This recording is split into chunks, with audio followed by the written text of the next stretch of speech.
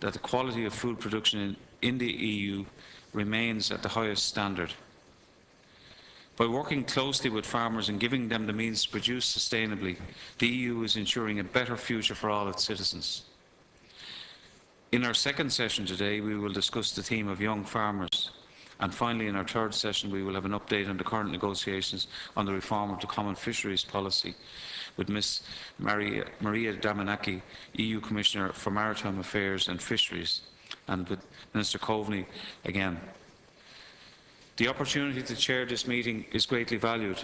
I look forward to an interesting debate and hope that by conducting proceedings in an open and broadcast live on UPC Channel 207 and on the Internet, we will provide the citizens we serve with a window into the discussions and debates between European parliamentarians, the Presidency of the EU Council and the European Commission.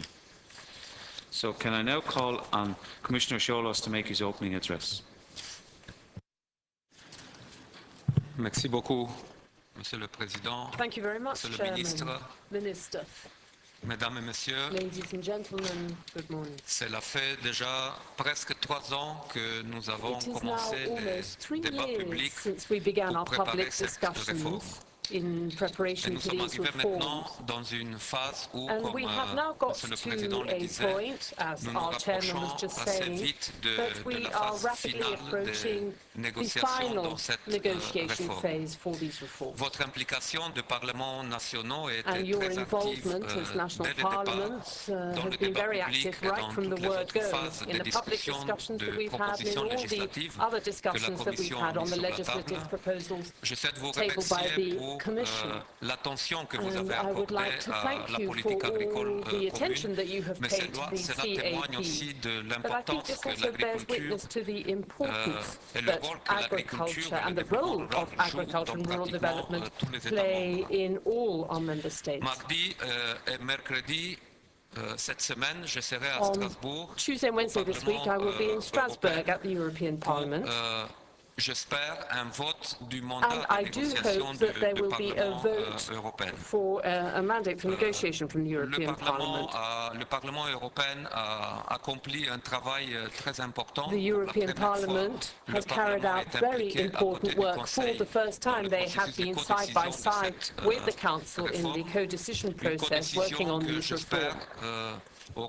And I do hope that this co-decision will bring a lot of added value, not just when it comes to the content of the CAP, but also in the perception of this policy in the outside world and in the world of agriculture. So we're in a phase of intense discussions. We don't agree on everything between the 3 different institutions, but what I do begin to feel is that there is a strong consensus on what is essential, that the future of or the future CAP has to be more fair, and that we have to build tomorrow's competitiveness for agriculture around these principles of fairness, so that there is fairness not only between the member states but also outside. The CAP also has to be more open, and it has to be more integrated. We have to include good resource management, not just as an environmental objective, but it has also to be an economic priority, because competitiveness, the competitiveness of European agriculture also depends on how we can maintain essential production factors such as the soil, fertility of the soil, water, access. So we have to look at all of this from an economic point of view as well, not merely an environmental one. The CAP also has to be more open to the diversity of our different territories. This is something that we've had the chance to discuss before. Given how diverse the EU of 27, soon to be 28 member states is, CAP has to take account of this and integrate all this diversity. We have to be able to create favorable conditions for all sorts of, all types of agriculture, so that all of this can find its voice in the common market. So fairness is a point of principle, but it is also one of efficiency. We've had a lot of discussion on these ceilings, but that isn't the only tool to make sure that things are more targeted. How we deal with payments and national and regional convergence, these are also very important discussions to be held, and all of these form part of this principle of fairness.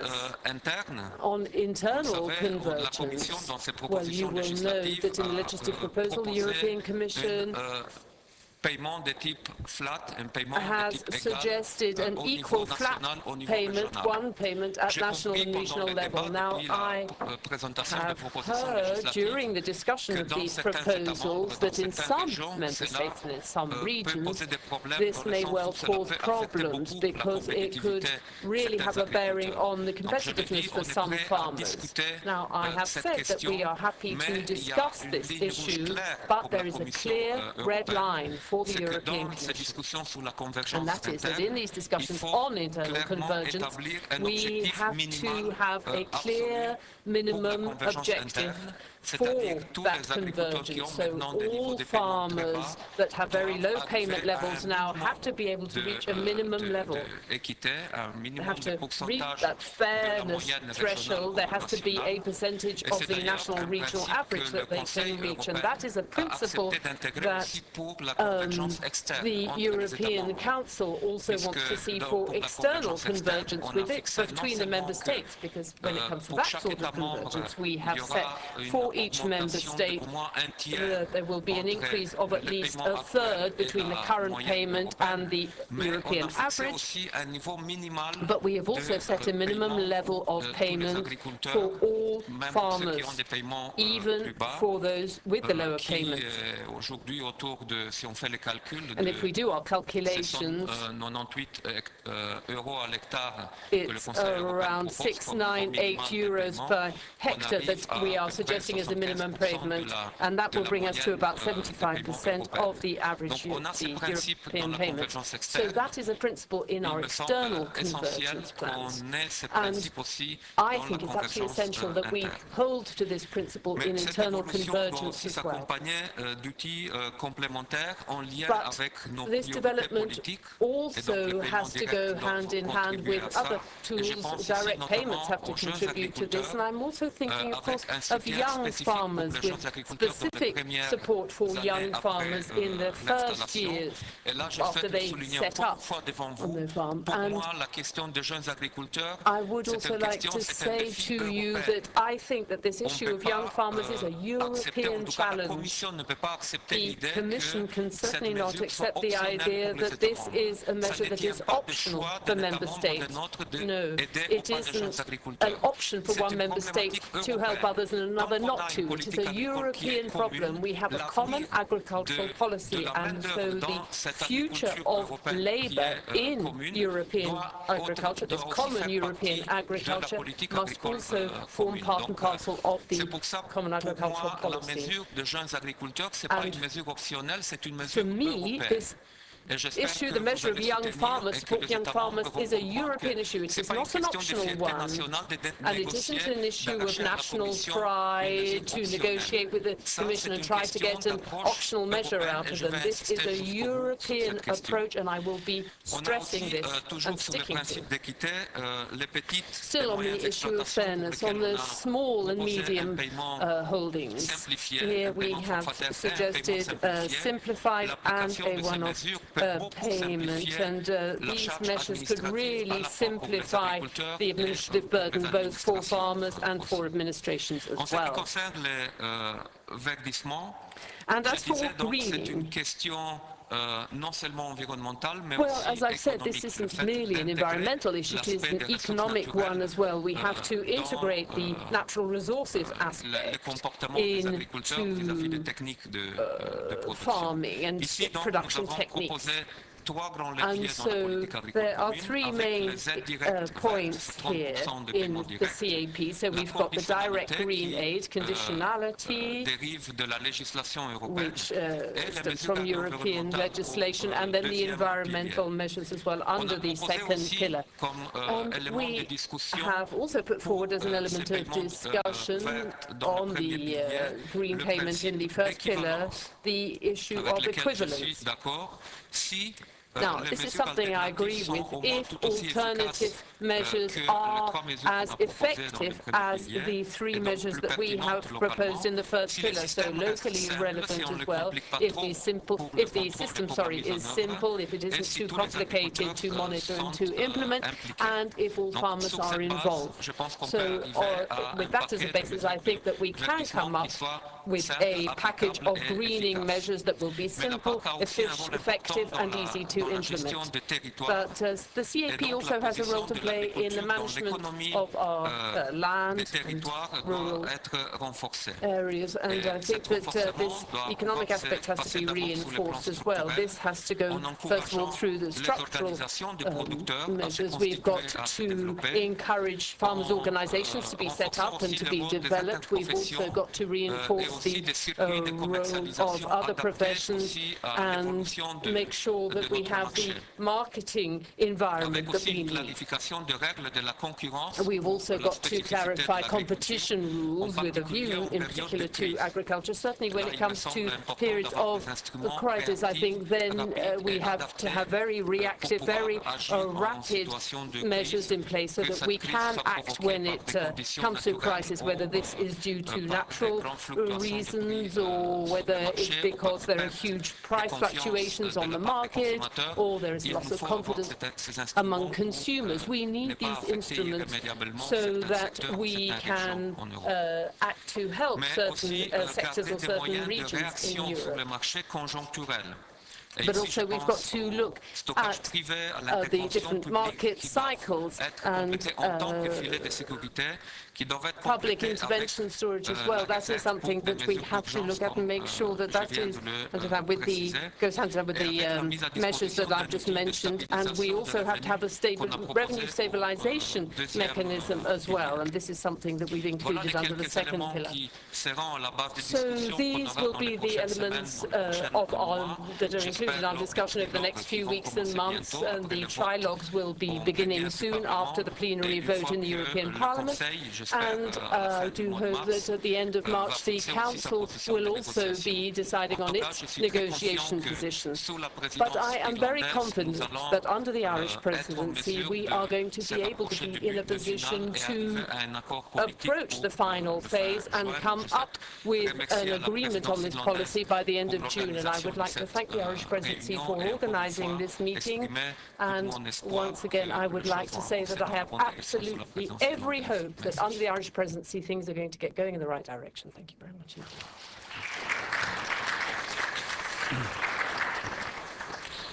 Thank you, Commissioner. Can I now call on Minister for Agriculture, Food and Marine, Simon Coveney, TD. Thank you, Chair. Thank you, Andrew. First of all, can I say you're all very welcome to Dublin. I see that some of you have brought the snow with you. That's welcome too.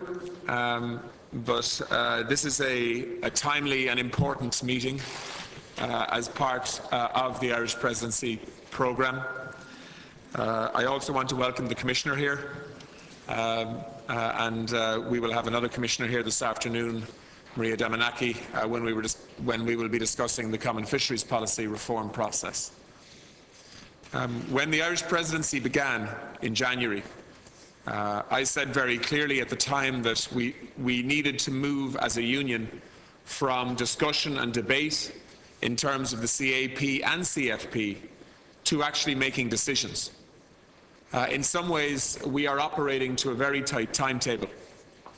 We now have agreement at a council level on the MFF, the budget. Hopefully that budget will be approved by the European Parliament in the coming weeks, if not months. And we are, whether we like it or not, having to plan for a new framework for reform in terms of the CAP that will begin in 2014, because that is when the new budget that applies to the CAP also begins. And so there needs to be a sense of urgency now in terms of finalising the reform proposals that have been really debated now for 3 years. At an official level, maybe more than that.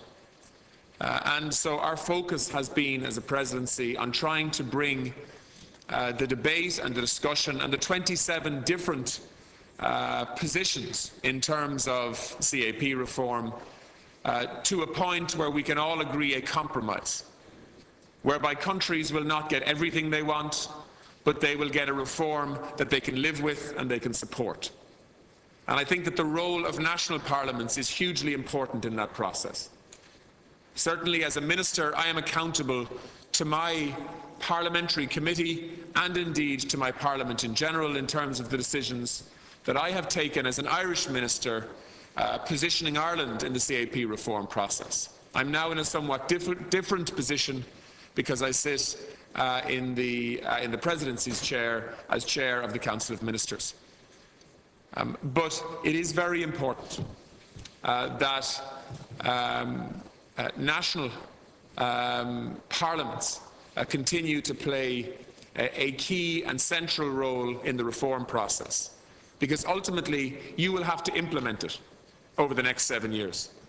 You will have to put mechanisms in place in terms of paying agencies, in terms of regulations, in terms of enforcement, in terms of management of message and understanding within your own countries to ensure that the reform process is successful.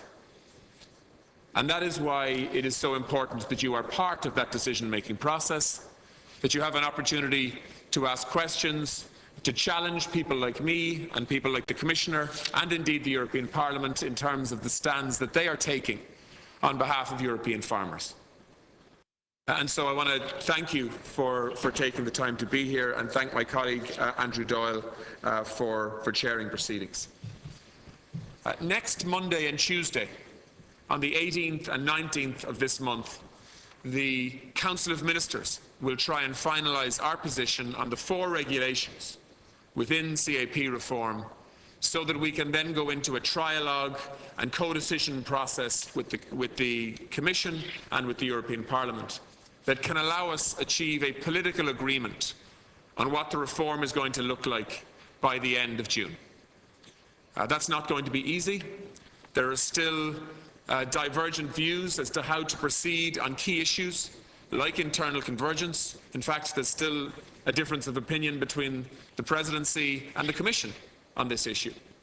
We will need to work together to find a way of resolving those differences between now and June, and potentially also between now and next Monday and Tuesday. But the gap is not huge. We have been working now for certainly over 12 months to try and find compromises that all countries can live with.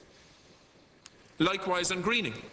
You will see the Irish Presidency bringing forward, as we did on internal convergence 2 weeks ago, you will see us bringing, we have already brought forward a broad compromise on greening, because it is in many ways the big idea around this reform process, to ensure that yes, we can guarantee that the way in which we produce and farm food in the European Union is sustainable, but also we can ensure that farming can grow and expand and we can produce more food as Europe needs and as the world needs in terms of productivity, competitiveness, as well as sustainability and environmental responsibility around promoting and supporting biodiversity, protecting against climate change, and all of the other things that we have a responsibility to do as a union.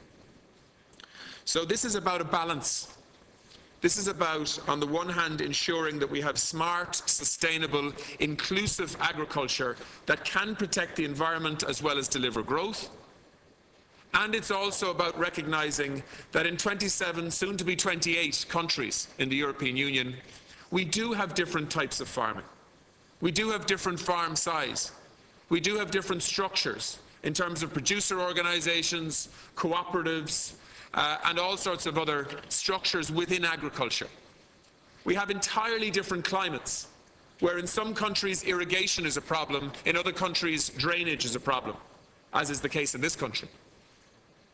And we need to try and, on the one hand, ensure that we have a common approach across all member states to ensure that as much as possible we can achieve a level competitive playing field, if you like, for everybody to produce food in a common market, while at the same time recognising that some countries need flexibility in certain areas in order to allow their systems to operate at a manageable level. So whether it's Cyprus or whether it's Sweden or whether it's any country in between, different countries have different priorities, different countries have different red line issues, and different countries will need to be accommodated within reason by the presidency if we are going to get strong support at Council and if we are then going to finalise and complete a co-decision process working with the Commission and with the Parliament to get a political agreement by the end of June. This really was a three-step process. The first was to get a budget agreed. At a Council level, that has now been agreed, and I hope we are working towards getting agreement in Parliament also. That was step one. Step two is for the European Parliament to finalise their negotiating position for the trialogue process. And they are well on their way to doing that, and I hope that will be completed, as the Commissioner says, this month. And we in the Council of Ministers need to do the same. And we are focused on doing that next Monday and Tuesday, even if it takes all night. If we have to do what always happens in the fisheries meetings, well then so be it. I have a daughter who's 10 days old, and I have been well practiced now in staying up all night for the last number of weeks, so I have no difficulty doing that if it's necessary on Monday and Tuesday. But then we will move to the final phase of political negotiation, which will be the co-decision process. Now in Europe, normally a co-decision process between the Council and the Parliament, working with the Commission, can take up to 18 months. We want to do it in less than 18 weeks. And that is going to be difficult, but it is necessary, because the timetable for the CFP reform process, as outlined by the Commission and strongly supported by this presidency, is that we need political agreement by the middle of this year. And then we need the second half of this year to put in place the legislative framework to ensure that that reform can happen. And the Commission is committed to doing that. And then we need a full 12 months to give your countries and mine the time and the space to prepare for a new era in relation to the Common Agricultural Policy, which will then begin in earnest on the 1st of January 2015, even though the MFF budget will begin in 2014, and we will have to have a transitional measure for the year that is 2014 to get us to the start of the CAP reform process in practice for farmers on the start of 2015. So, what is this coming down to? It's coming down to some key issues. Internal convergence, as it's called, is a complex and difficult issue. For some countries that have already moved to flat rate payments at a regional basis within their countries, they're wondering what all the fuss is about.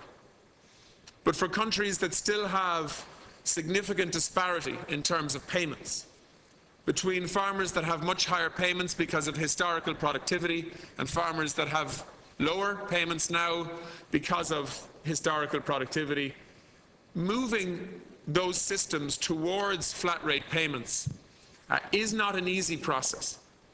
And so we have looked at trying to use the external convergence model that was used politically to resolve the difficulties in terms of the debate around moving all countries towards the same payments per hectare.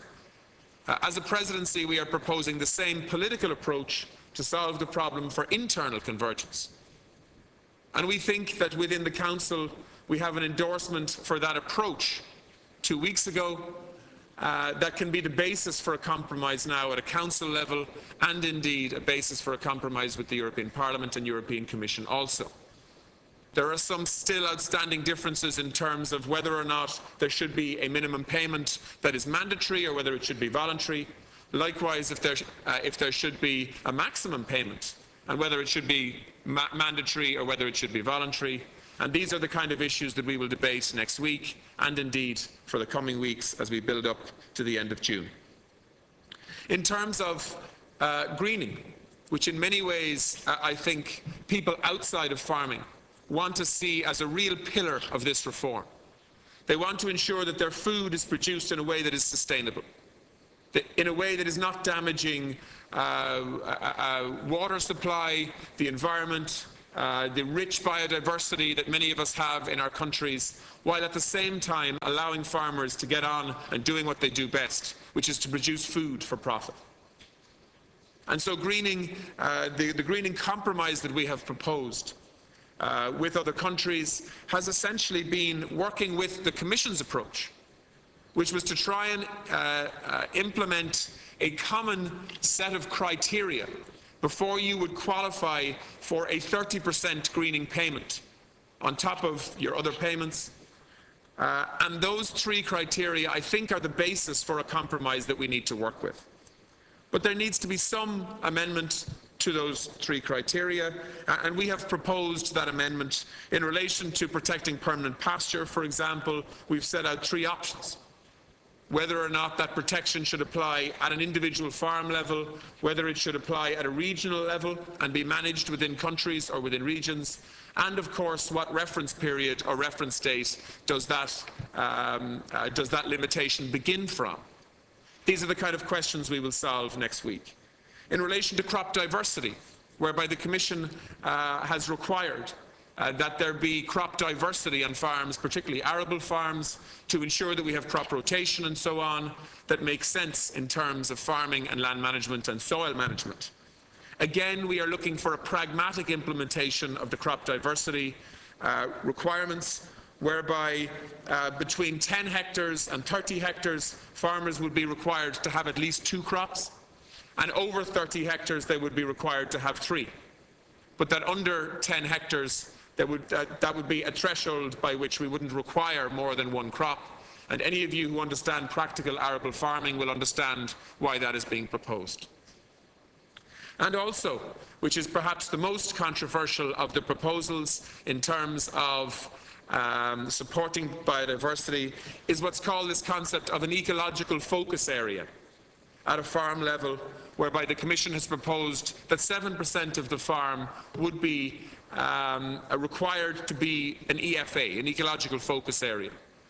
The heads of state at the council meeting, when they agreed the MFF, have made the demand and request that by introducing ecological focus areas, we should not be reducing the productivity potential within a farm.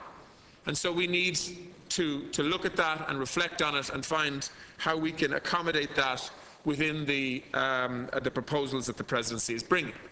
And so we have looked at what the European Parliament has been discussing, and we are proposing a phasing in as a Presidency of ecological focus areas, starting at 3%, moving to 5%, and then a review before moving potentially to the 7% figure that the Commission has looked for.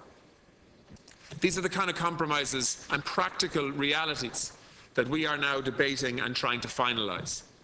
There's also an issue with greening of equivalence between direct payments in Pillar 1 and rural development payments in Pillar 2.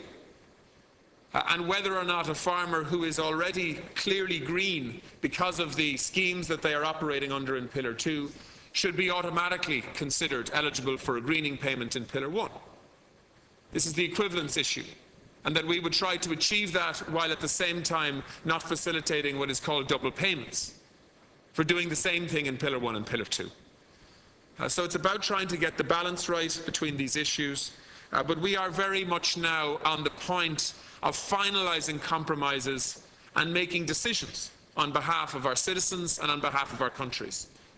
And that is why it is really good that we have an opportunity to get your input into that process today.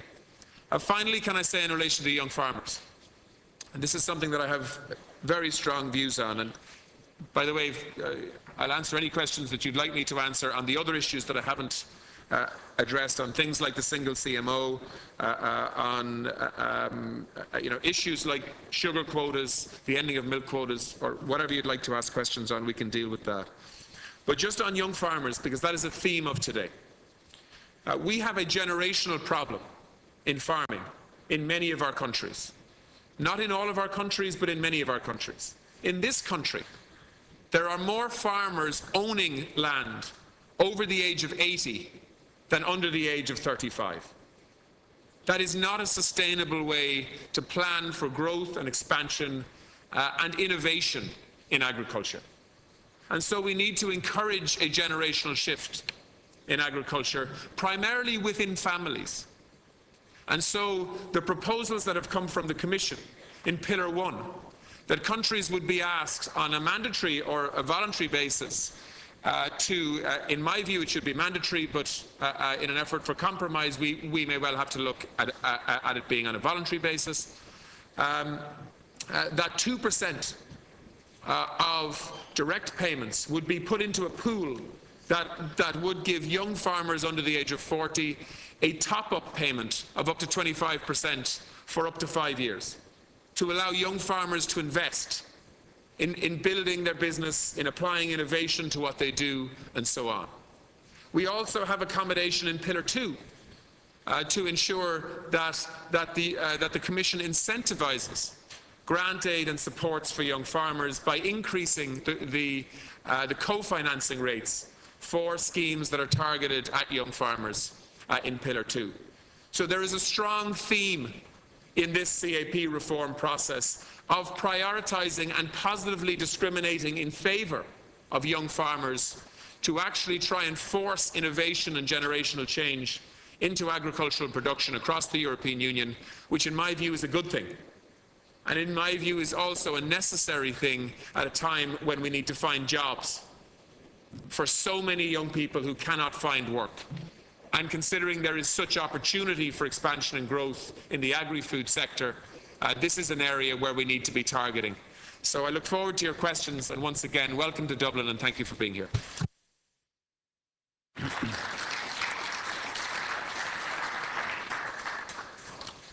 Thank you, Minister. I now call Ms Anne McIntosh, UK Commons. I'll take them in batches of 4, but I'll take Ms Anne McIntosh, UK House of Commons. Ms McIntosh. First of all, can I thank you very much for your welcome and for your warm hospitality last night, which was greatly appreciated. Can I also couple that with a congratulations to you and to the Irish Presidency for all they've achieved to date, both on the budget and the CAP reform. As you said last night, Chairman, it's 40 years since Britain, Denmark and Ireland joined the European Union, as it was then called the Common Market. And particularly you highlighted the strictures we looked at: peace, stability and food. So following your invitation, I'd like to put questions, if I may, first of all to Commissioner Chillos. Just listening, Commissioner, to what you and the Irish President have said, you called for simplification of the CAP, but then we hear probably the most prescriptive criteria for any CAP reform that I can remember. So I'd just like to invite you to explain to us how you imagine to achieve simplification and achieve farmers meeting the criteria that you've set out. I'd also like to ask on the greening of the CAP, to both of you, if I may, to the Irish President and the Commissioner, will you recognise that countries like Great Britain are already greening under Pillar 1 and Pillar 2? And I think you, sir, Mr Coveney, have said that you'd like to have more greening under and more co-financing under Pillar 2. The concern I have is that the UK Treasury, our Finance Department, tend not to look very favourably on co-financing, and that leaves our farmers very high and dry. So I think the challenge to all around the table today is to green the to the extent, may I say, that we already are. but also to reduce, I think, the prescription that we've heard about today. Could I also just mention, if I may, the recent incident of contamination of food, and in particular, that we call it for shorthand horse meat, though obviously there have been other traces as well. And just to ask you, sir, as Irish President, Mr Coveney, if you are going to look at a possible European solution to this, and in particular perhaps look favourably at labelling of food, so we can actually perhaps adopt the red tractor system that we use in the United Kingdom, showing where the food has come from the farm to the plate as a label across the whole of the European Union. Thank you. I now call Mr. Jose Lorenz, Chairperson of the Committee of Agriculture, Food and the Environment from the Spanish Parliament. Thank you very much. On behalf of the Spanish delegation, we would like to thank the Irish Presidency for the Commission and the Council as well for all the work that has been done so far and for the progress that has been made on a number of issues that were of huge concern to Spanish farmers. However, there are still some questions outstanding. We are very pleased that it is now the member state that has the possibility to decide on the surface area eligible for aid. But in the new rules for the CAP, we would also like to see included mechanisms to inclusion of certain surface areas that have been excluded to date, which could substantially reduce the quantities per hectare for those productions that were receiving the aid to date.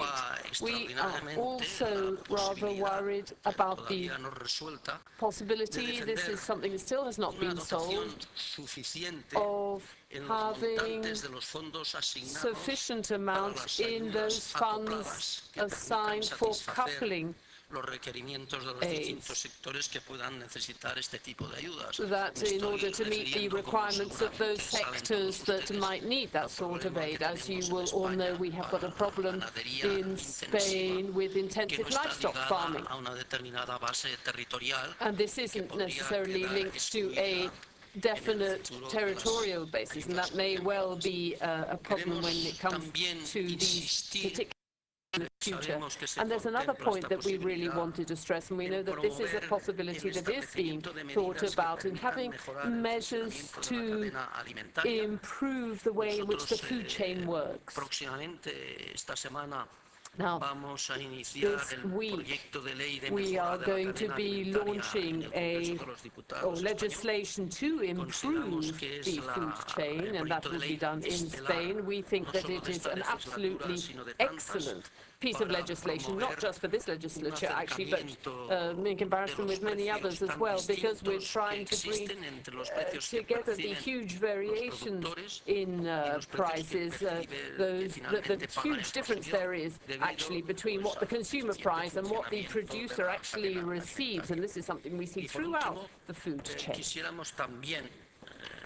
And finally, we would also like to discuss the compatibility of the agricultural insurance scheme that we have in Spain, that works very well, and we compare this to something that has been suggested by the Commission,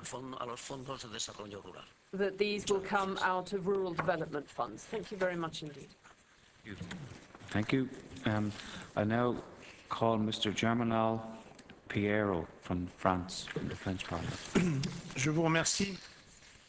Ma question s'adresse à Monsieur le Commissaire d'Affaires Cholos. D'abord, je voudrais le féliciter et dire que nous nous réjouissons de sa volonté de construire une véritable politique européenne avec des règles communes qui s'imposent à l'ensemble du territoire européen, et aussi sa volonté de rendre plus acceptable la PAC par l'ensemble de la société.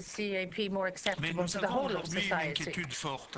Le prix des céréales est très élevé. Prices are very high. Il met en péril and that puts the whole agricultural sector at risk.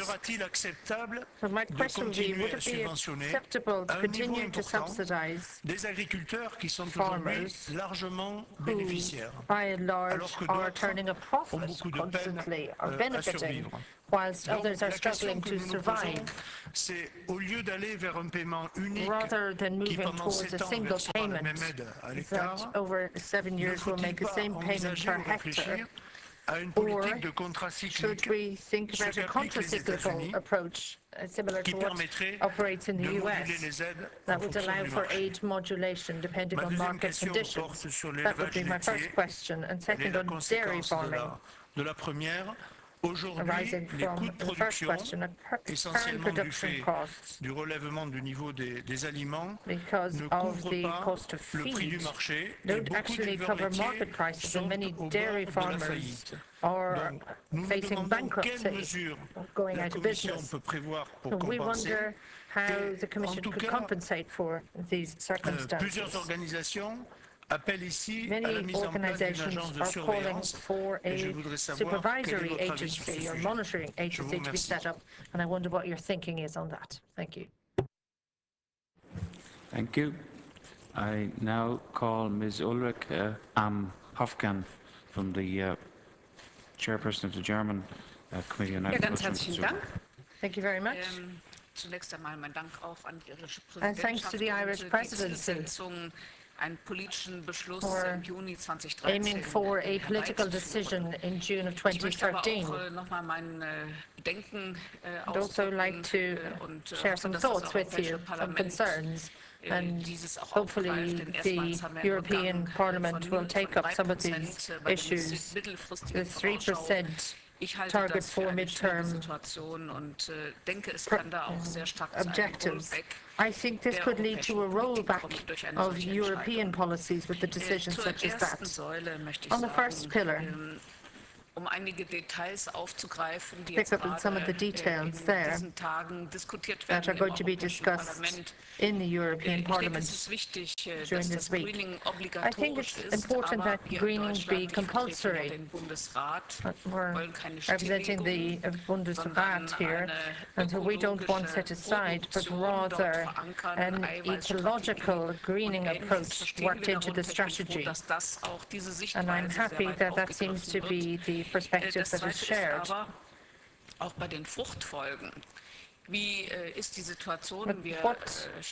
is the implications of this policy?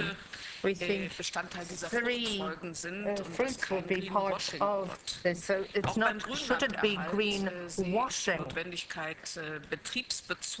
We see the need for a focused approach when coming to the greening, to avoid, as I say, greenwashing in the future.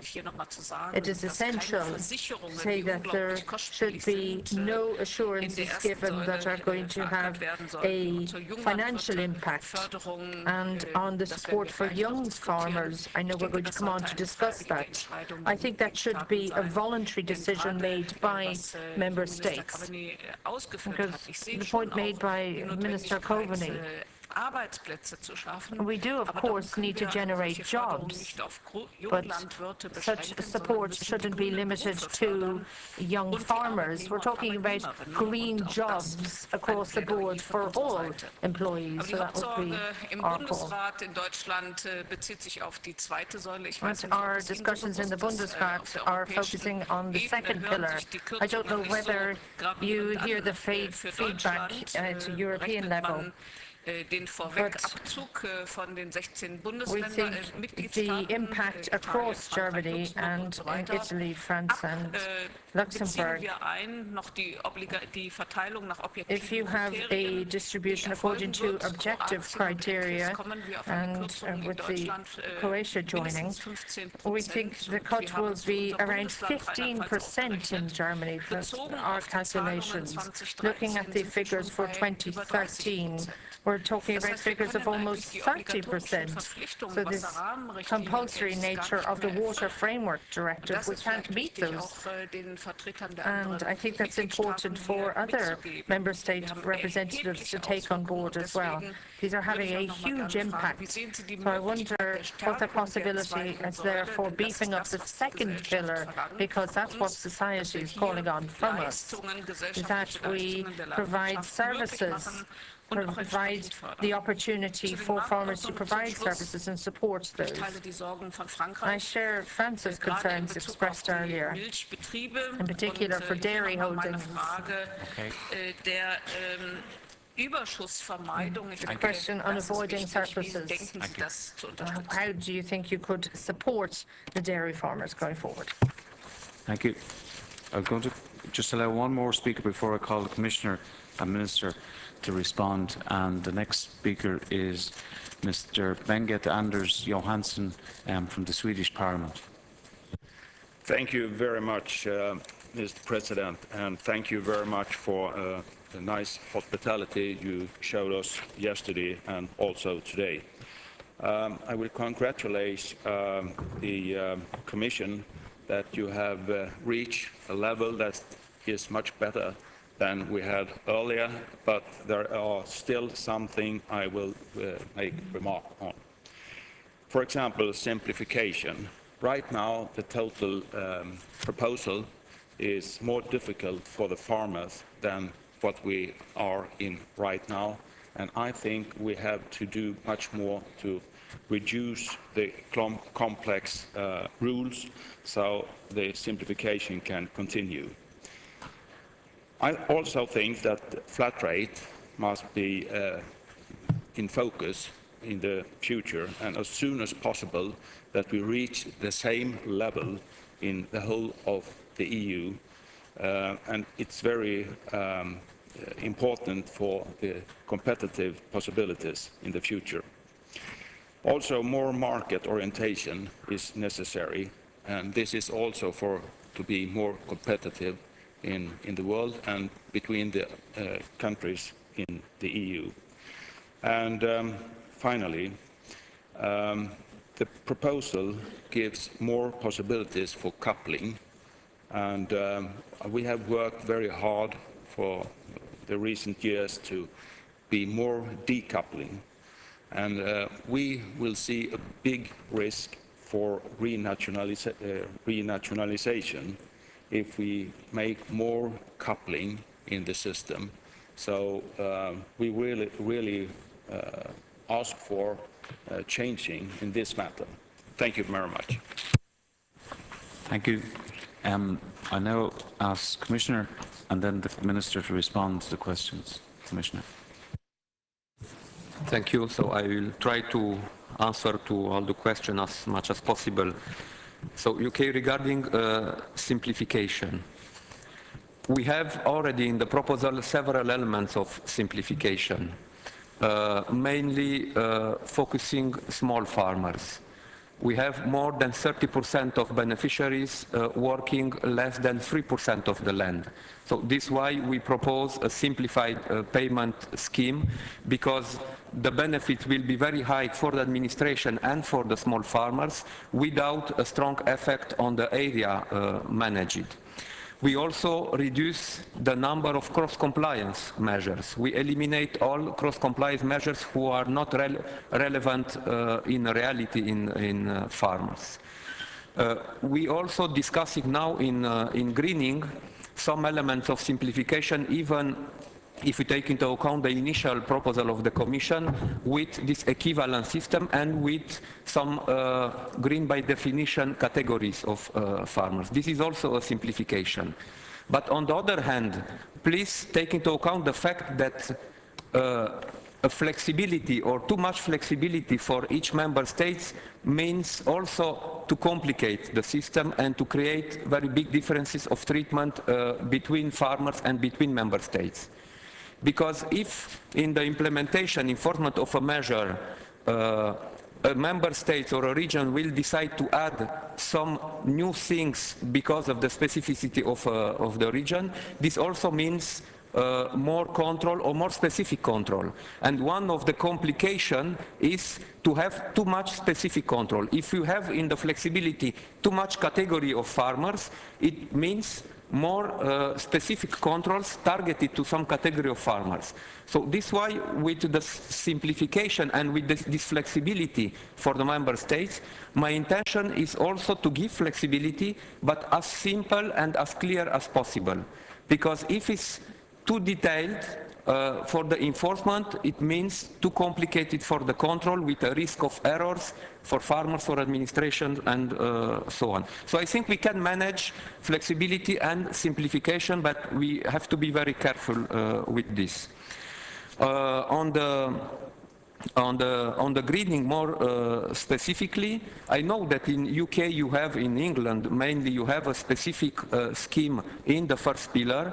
We are ready to analyze this in the framework of equivalence, but we have to have a minimum requirement as close as possible to this, to the ambitions that we have with these three measures proposed in the greening. And for the second pillar, this is also an answer for Germany, I think. So you can reinforce the second pillar by transferring budget from the first pillar. You have this possibility to do this transfer up to 15%. And to finance some specific measures in the second pillar. So you know that the budget is what it is. We cannot reach more, and now it's also up to us to how to manage this. So for the member states who want more budget in the second pillar for a reason or another, they can do this with this transfer. Then the co-financing, I understand that for some member states it could be difficult, but this is the money who remain in the member state and is invested in the member states. So I think more important is not the level of co-financing, but how to ensure a compliance between national objectives in rural area and the common objectives. And here for the second pillar, the proposal of the regulation give a lot of flexibility to the member states to decide about some specific priorities. Spain, regarding the maintaining of coupled support, so you see that your neighbor from Sweden, neighbor on the table. So you ask for more coupled payment. Sweden and other member states ask for less coupled payment. So I think we have to find in the negotiation, making reference to what the minister said, we have to find the good compromise to take into account the fact that a certain level of coupled payment don't mean renationalization, because we have some specificities in some regions in Europe, and this is not a matter of nationalization.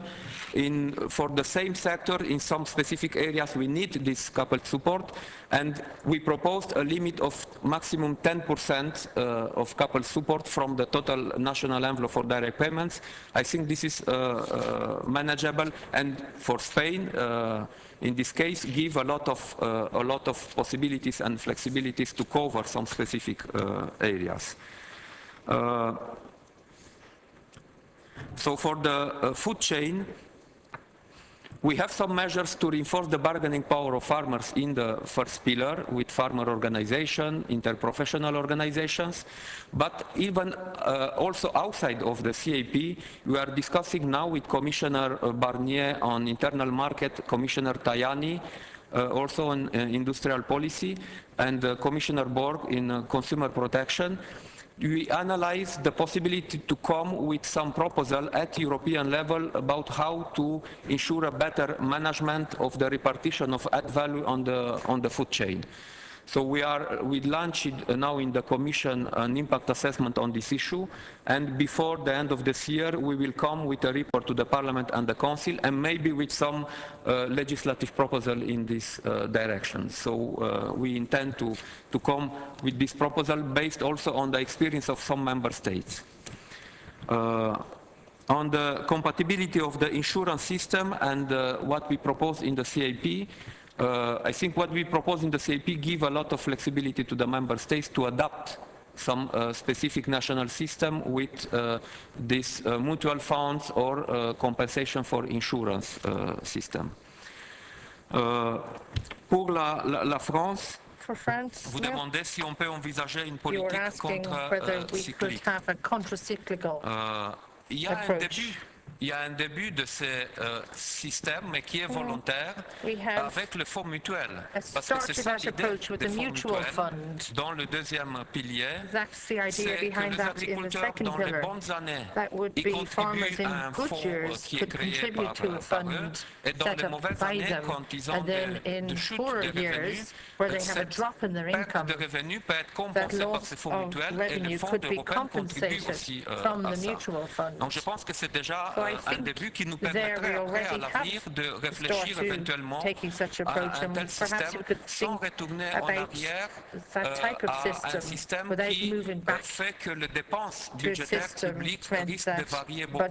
Parce que c'est ça les grands points faibles des systèmes contre-cycliques américains, c'est que les dépenses budgétaires sont incontrôlables. Donc, il faut peut-être voir de quelle manière le mécanisme de marché qu'on a maintenant sur la table dans les propositions législatives, avec certains autres types de mécanismes plus structurels, pourraient nous amener à l'avenir à mieux prendre en compte ces variations et ces différences entre un secteur et un autre. Mais déjà pour le paiement direct, avec les systèmes de rééquilibrage des aides, plus le prime pour les premiers hectares, peuvent prendre en compte des systèmes agricoles plus intensifs, notamment les élevages, et réduire un peu le paiement pour les céréaliers qui ont des paiements, notamment d'après ce que je sais en France, des paiements assez élevés et des prix élevés aussi. Sur le lait, ce que je peux vous dire maintenant, c'est que cette année, soit en juillet, soit en septembre, on va organiser une conférence européenne dédiée spécifiquement au secteur laitier pour en débattre de l'avenir de ce secteur avec les éléments qu'on a déjà dans les propositions législatives ou qu'on a déjà dans la législation européenne et voir s'il y a besoin d'autres types d'éléments à mettre en place au niveau européen avant la fin des quotas de 2015. Donc à cette occasion, on aura l'occasion d'en discuter avec la profession, avec les experts, s'il y a besoin d'autres types de mécanismes à prendre en compte. So for Germany, I understood that one of the main issues in Germany with the current legislative proposal is around ecological focus area, and with this risk to have a set aside of the land. This why we proposed, from one hand, this equivalence of some greening measures with the measures that you can have in the second pillar. And here I think Germany can find a solution, because if the farmers in the certain region have some agri-environmental measures financed in the second pillar, we can ensure this equivalence. And I am even ready to take into account the possibility to compensate totally or partially this ecological focus area with some types of coverage of the arable land with leguminous or proteaginous, for example, who have a positive impact on the quality of the soil, and who can avoid also to have set aside in take into account ecological focus area importance. So for rural development, here also, you know, the budget, Germany was one of the member states who pressed to have a certain control of the level of the budget at European level. So we have a reduction in the CAP, mainly concentrated in the second pillar.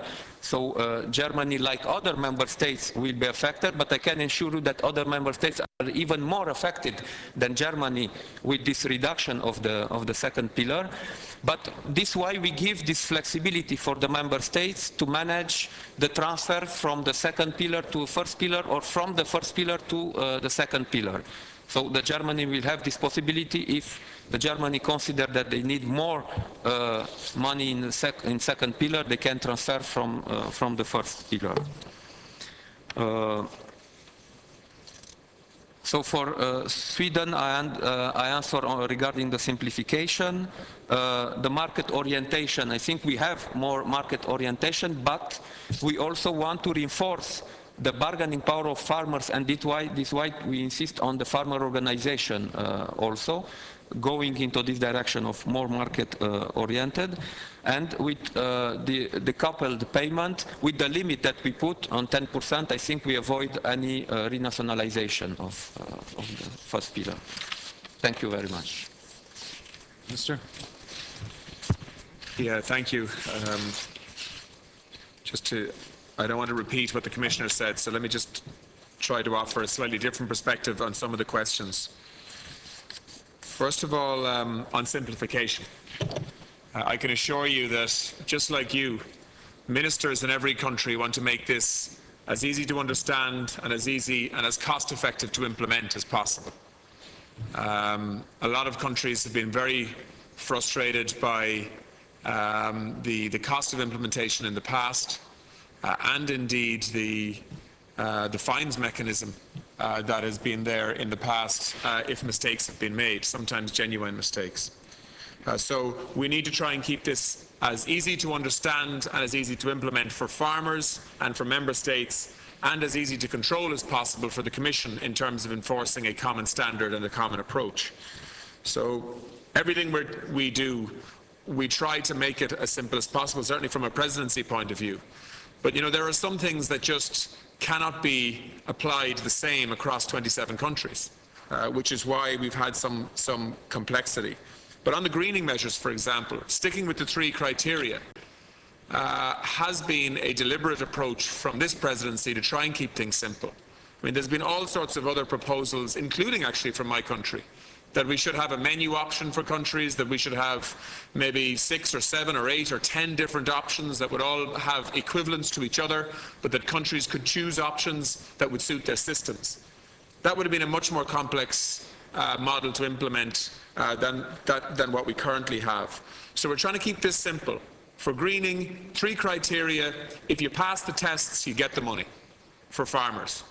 And just those 3 criteria will be relatively straightforward to implement. In relation to Pillar 2, at the moment we have an incredibly complex model of not only having Pillar 1 and Pillar 2, but having, you know, annexes within Pillar 2. That you have to fulfill certain criteria because there needs to be balance in terms of payments between Annex 1, 2 and 3 within Pillar 2. It's a hugely complex management exercise for those of you who are involved in it in your own countries. That is being simplified now.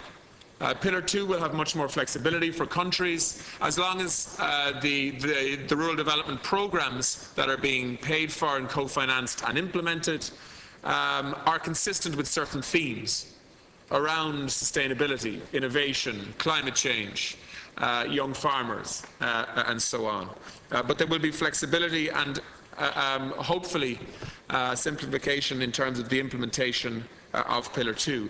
In terms of what the Commission has done around small farmers, I mean, this isn't relevant to the UK or Germany or Ireland, really, because we're not talking about tens of thousands or in some cases millions of young farmers on very small, or small farmers, I should say, on very small holdings. But in some countries, that is a huge issue because of the size, the average farm size in many countries, like Poland, for example, is a good example of that. So not all of the simplification measures are relevant to all countries, but there has been, I must say, attempts by the Commission to try and simplify things where possible. And at the same time recognising that it's not always possible to be to sort of dumb down, if you like, proposals to such an extent that simplification becomes the only priority. In relation to the horsemeat controversy, this began in Ireland on the 15th of January. It very quickly became a European problem. I, as a minister, and we as a country, are very anxious to try and give leadership on this at a European level. And so that is why we very quickly organised a meeting with Commissioner Borg, who's the line commissioner, if you like, in this area. That decision was very much influenced by Owen Paterson, your minister, and indeed the French minister, who were anxious to facilitate that meeting also. We have subsequently got a European response, where we now have a European-wide DNA testing program, initially for 1 month, to be extended in all likelihood for another 2 months after that, to be sure that we get a handle on the extent of the problem at a European level from a DNA testing point of view, which is the only way you can establish the extent of this problem, as we know. And we also have targeted the horse meat sector for testing also, testing for phenylbutazone at a European-wide level now, also requiring that countries would actually test for bute in horse slaughtering facilities to ensure that horses that are going into the human food chain are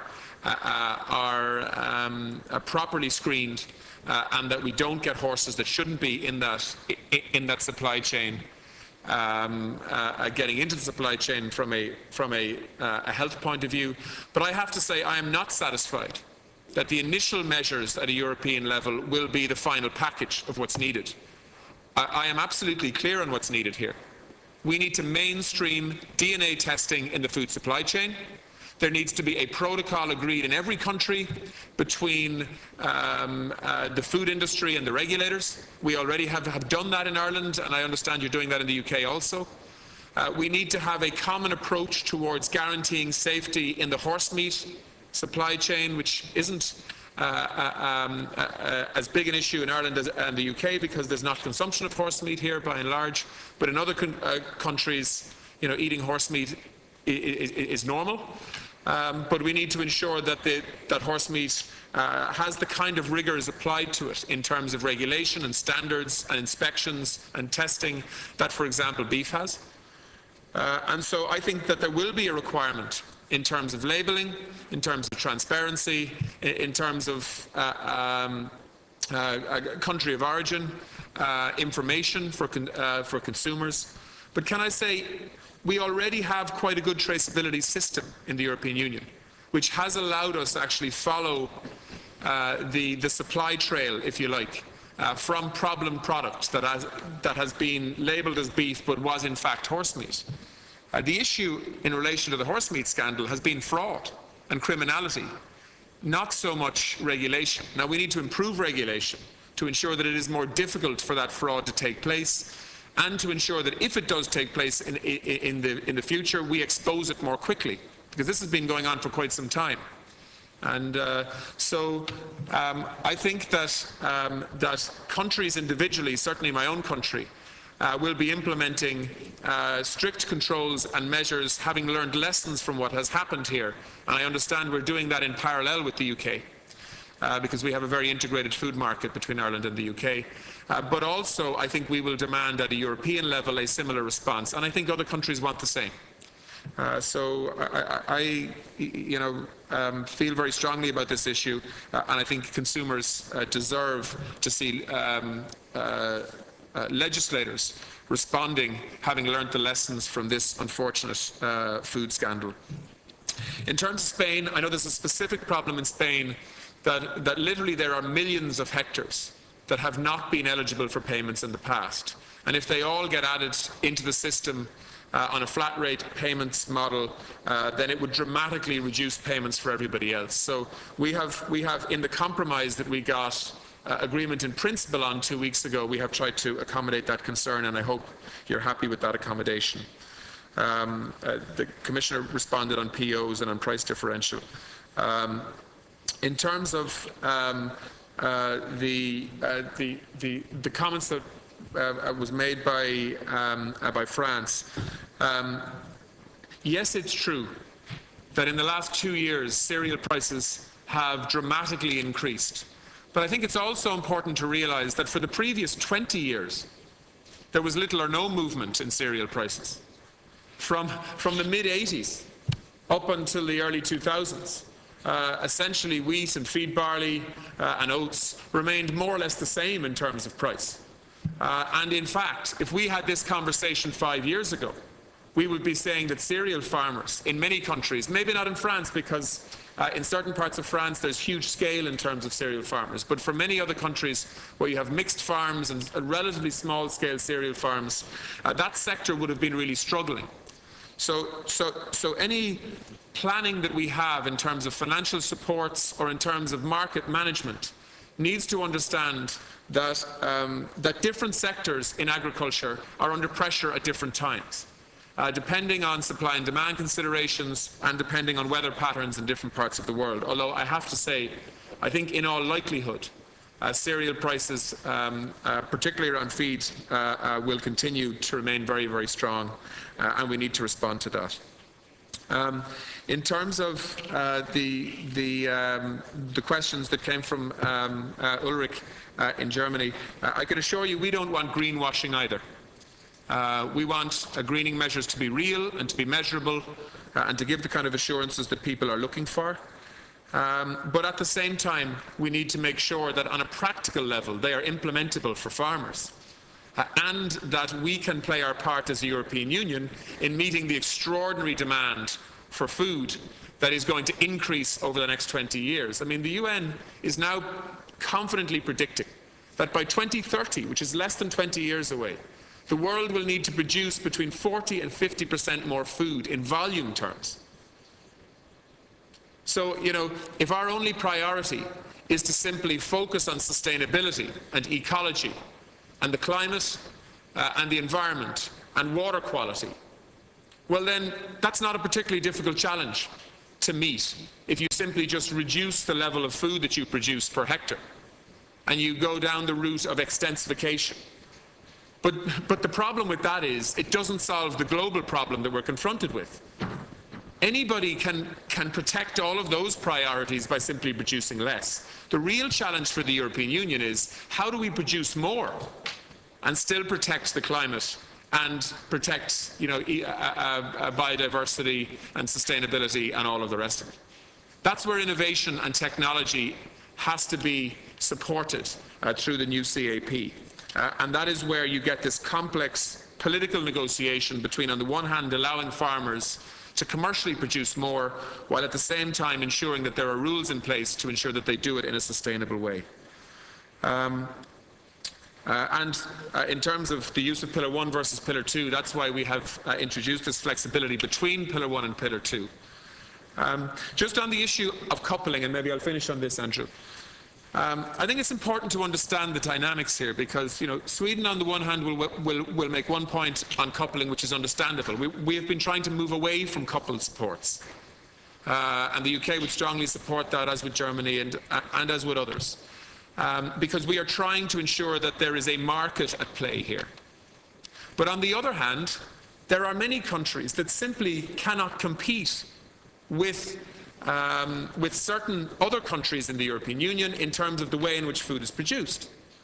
So if you look at, for example, dairy farms in some countries where you have an average herd size of maybe 3 or 4 cows versus other farms that may have an average farm size of between 80 and 100 cows, you begin to realize why certain countries look to have mechanisms like coupled payments to be able to try and keep an industry alive in their countries.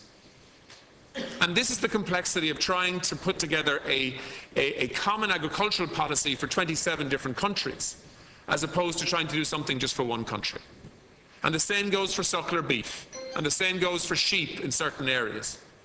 And so if we are going to pursue this policy of flat rate, area-based payments, paying farmers the same amount of money regardless of the productivity on their land, well then we cannot avoid the compensation, if you like, for that policy that is needed in some countries of coupling to be able to keep certain sectors alive within those countries. Because historically, those sectors would have got higher payments because it would have been linked to productivity and so on, in relation to headage payments in the beef sector, as one example. So as we push hard for flat rate payments, that in return triggers a debate on coupling that many of us aren't comfortable with. But that is the reality here. And so these two things are linked. The other point that I want to make in relation to flat rate area-based payments is that people talk about the need for flat rate payments within countries. In reality, most countries that have gone to flat rate payments break their countries up into different regions, and you have flat rate payments within regions. So in the UK, for example, the flat rate payment within moorlands, for example, is significantly less than in other more productive parts of England. But in some countries, breaking a country up into different regions isn't an option. And so then that is why we are talking about the kind of flexibility as regards internal convergence that we are looking for certain countries that don't have the capacity to break farming and sectors into different regions for a whole series of quite complex reasons. So basically what I'm saying is that all of these things are interlinked.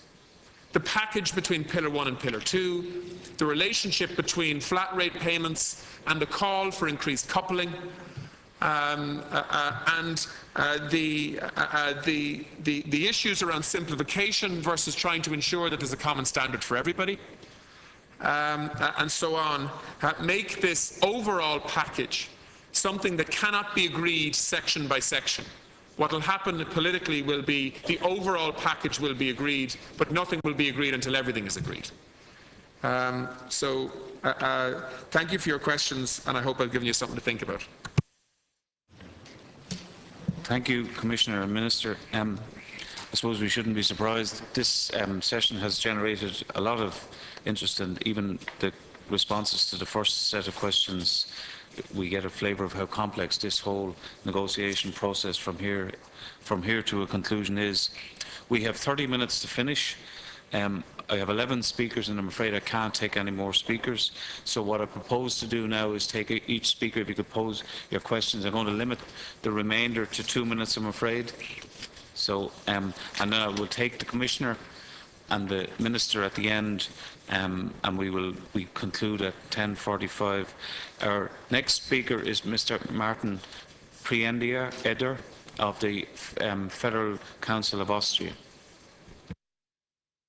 Danke, Herr Vorsitzender. Geschätzte Damen und Herren, seit 2 Jahren diskutieren wir diese Reform der gemeinsamen Agrarpolitik und mittlerweile haben wir ein sehr klares Bild und ich darf ein herzliches Dankeschön sagen, dass wir als Parlamente, als regionale und nationale Parlamente in diese Diskussion auch immer wieder eingebunden sind.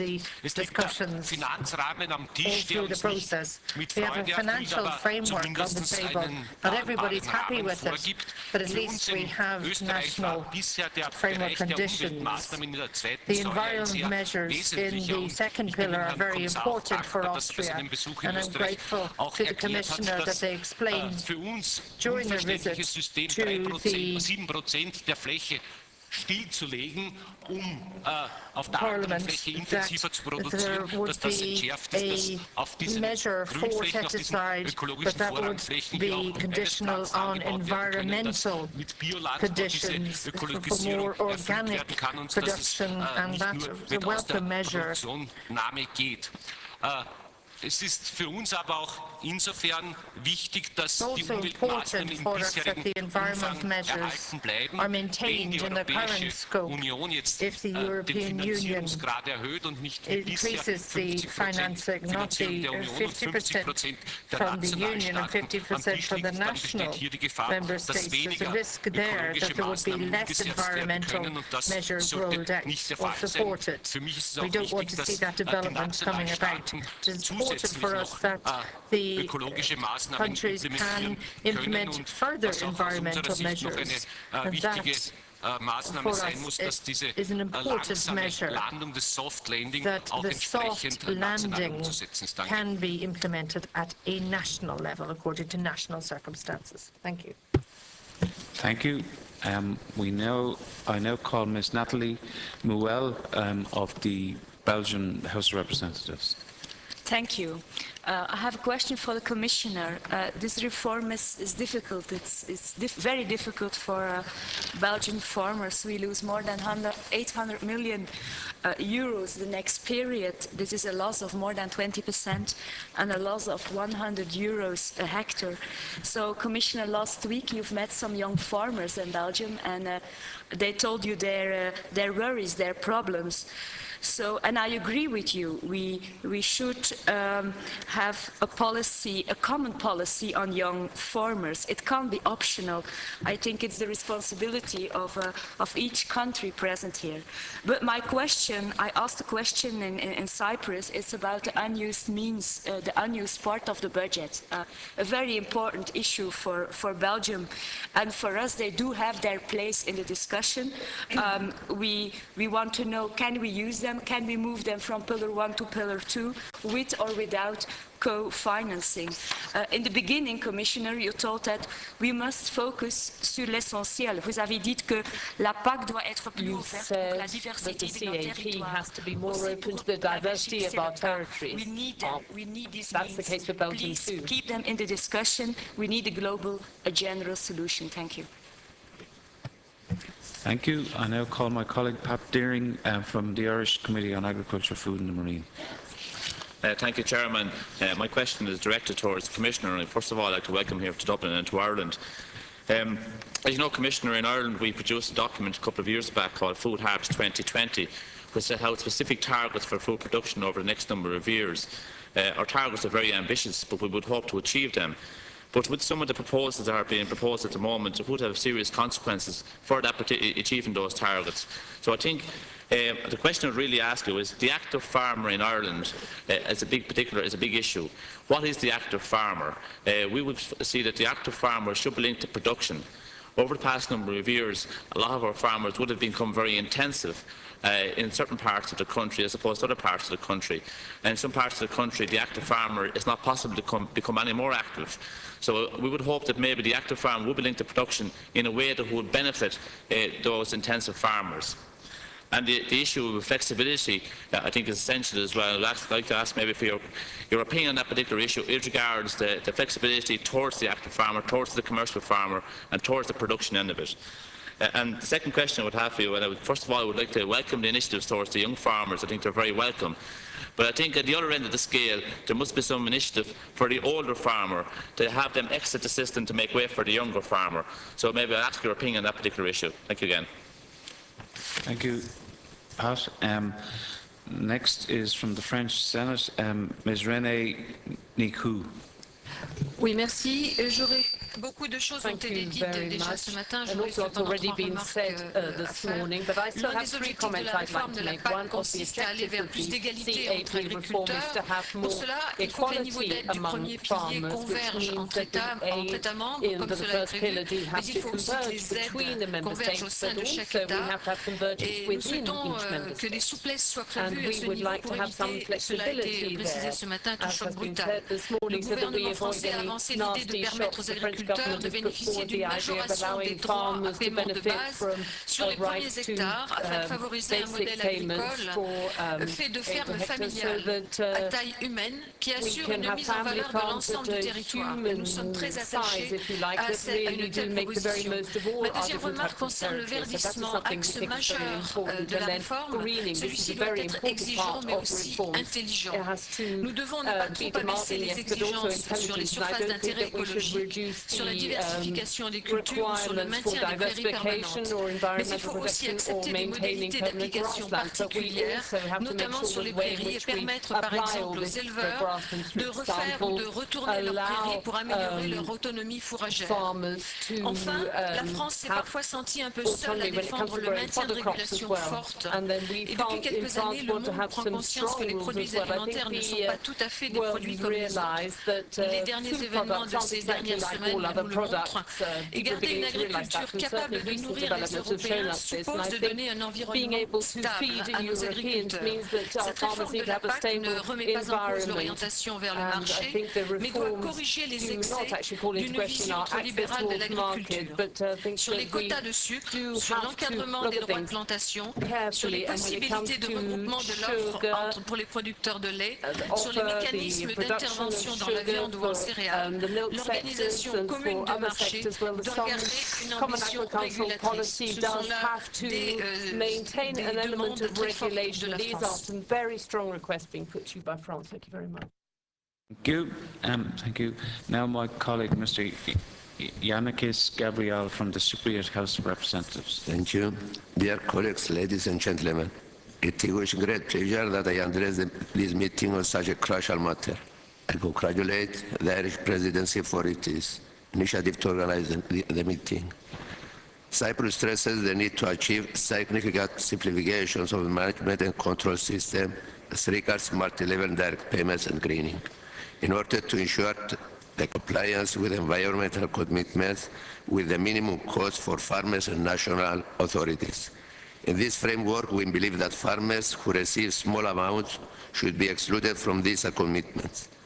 As regards greening, the principle of equivalence, an approach similar to approach applied to organic agriculture, should be adopted. The environmental benefit derived from the applications of applying agri-environment climate measures enhance the farming practice of greening. Therefore, we support that agriculture quoting with at least 15% of their area participating in agri-environment climate measures being considered green by definitions. Cyprus welcomes the effort of the Commission to address the problems and concerns of small farmers and take into account their important environmental, economic and social role.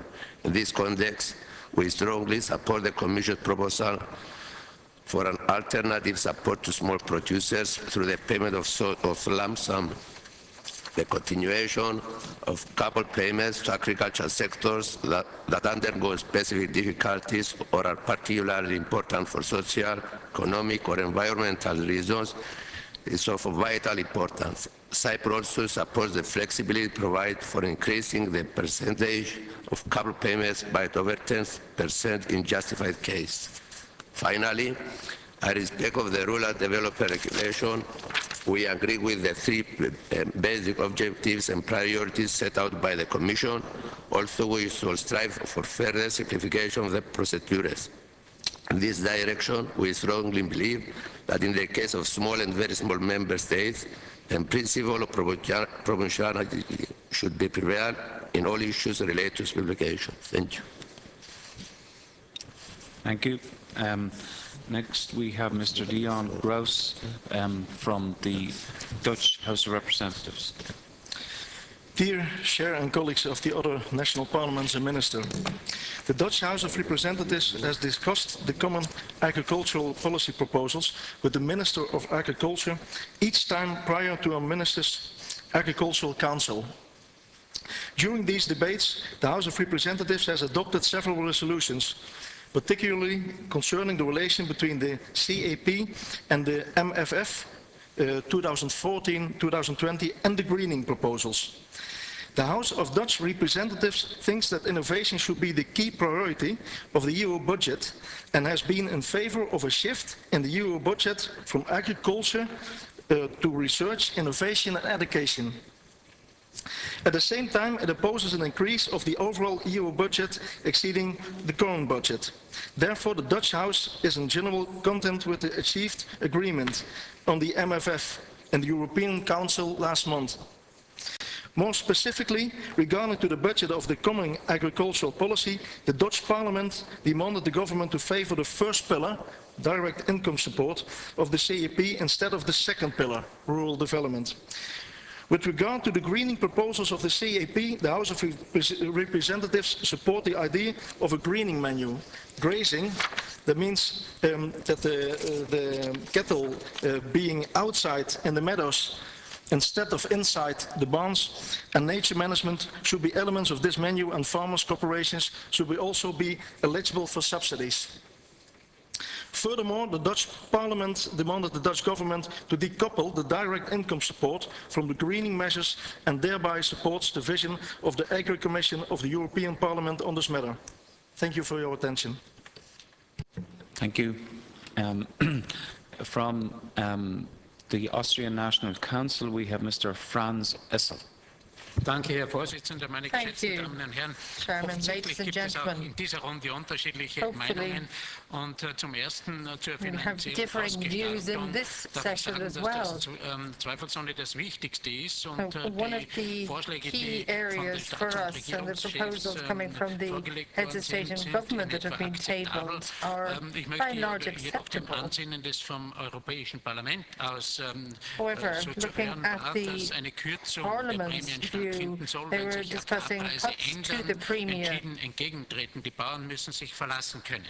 Zweiter Punkt, Greening. Wir bekennen uns natürlich zu einer nachhaltigen und umweltfreundlichen Produktion von Lebensmitteln, aber man sollte auch anerkennen, was bisher schon geleistet worden ist. Und wenn bei uns in Österreich zum Beispiel über 80% der Landwirte am Umweltprogramm freiwillig teilnehmen, dann darf das nicht zum Nachteil sein bei der Kalkulation der Prämie. Und eine konkrete Frage noch zur Finanzierung von den Umweltmaßnahmen. Die Kofinanzierung, Kollege Kaineder hat es schon angesprochen, beträgt jetzt 75%. Das heißt, 25 Euro nationale Mittel können 75 Euro EU-Mittel ausweisen. Konkrete Frage, ist es auch möglich, zu den 75 Euro EU-Mittel 75 Euro nationale Mittel dazuzugeben, sodass sie zu 150 Could that be matched with 75 euro from national funds, so that 150 euro das habe ich jetzt schon öfters gehört.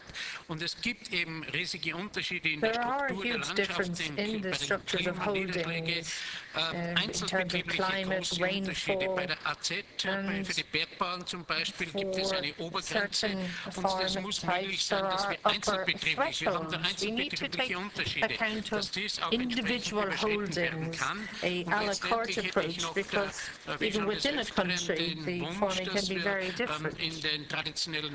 Looking at the traditional pastures, we looked at the growing of animal feed, 100 hectare, 40 cows on the holding, and then particular changes in the number of cows for holding because of summer pasture movements. So obviously policies have to take account of national practice and national policies. Thank you. Next is Lord Whitty from the UK House of Lords. Thank you very much, Chairman, and thanks very much for the presentation and the hospitality. I want to make one specific point and one general point. The specific point has not been raised yet, and nor was it raised by the Commissioner, which relates to sugar. We are disappointed, in a sense, that the decision at the previous reform to end quotas on sugar in 2015 is unlikely to happen. But we also have to recognise that the period of sugar has led to, a period since the last reform has led to overcapacity in the sugar industry, although within the UK we have cut capacity, and no serious rationalisation of the sugar regime, either internally or externally, in terms of imports of cane sugar. Hopefully, within the next period, we will have a proper reform of the sugar regime, and I'd like the Commissioner or the Minister to comment on that. My general point is this. We recognise that there has to be some flexibility at national level, and we recognise that this is a complex issue. But at the last reform, certain general principles were established. A decoupling and a shift from Pillar 1 to Pillar 2. It seems to me that the Council and the Commission have already conceded a bit of a reversal on those two things. But my question, in a sense, is how do we go into co-decision now? Because the position adopted by our colleagues in the Agriculture Committee of the European Parliament, if it were adopted as the plenary position of Parliament, seems to push further in reversing those changes, i.e. to more coupling and to less of an emphasis on Pillar 1, shift from Pillar 1 to Pillar 2. I would counsel the Commission and the Council to resist that pressure, because unravelling the principles that were established last time is a very dangerous move and would actually make European agriculture less competitive, not, as some claim, more competitive. Thank you. Next, I have from the Belgian Senate, Mr. Stefan Sint-Tobin. Thank you, Mr. Chair. First of all, I'm representing the Flemish Parliament and not the Belgian Senate. I know it's a bit complicated in Belgium, but I represent the Flemish Parliament. We also have, Mr. Chair, a paper. We have prepared a paper with some of our views on a number of topics. If you allow it, we will put it later on the table. But I also have a few questions. First of all, it is very important for Flanders that the entire CAP reform can be implemented on a regional level in the line with the institutional distribution of competences within Belgium and in accordance with Article 4.2 of the Treaty on the European Union. My question is, how will the committee guarantee the regional implementation of the CAP reform? Second question concerning producers and branch organizations. It is important for us that the same conditions are provided for all sectors with a view to the establishment of producers and branch organizations. In that respect, it is also evident that the new crisis regulations are made available for all sectors and not just for a limited list of sectors as is currently proposed. And third, Mr. Chair, concerning the horse meat scandal, I listened to the measures the Minister proposed. Some of them we can follow, but the questions will naturally be who will pay the bill and how much it all will cost. Thank you.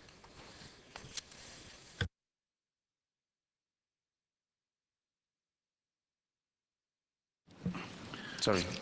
Ja, liebe Kolleginnen und Kollegen, sehr geehrter Herr Vorsitzender, lieber Kollege Doyle.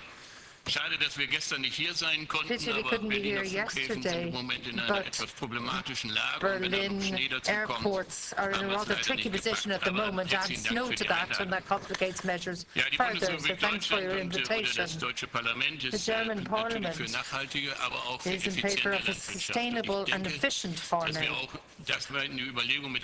And we need to take account of that when we speak about greening.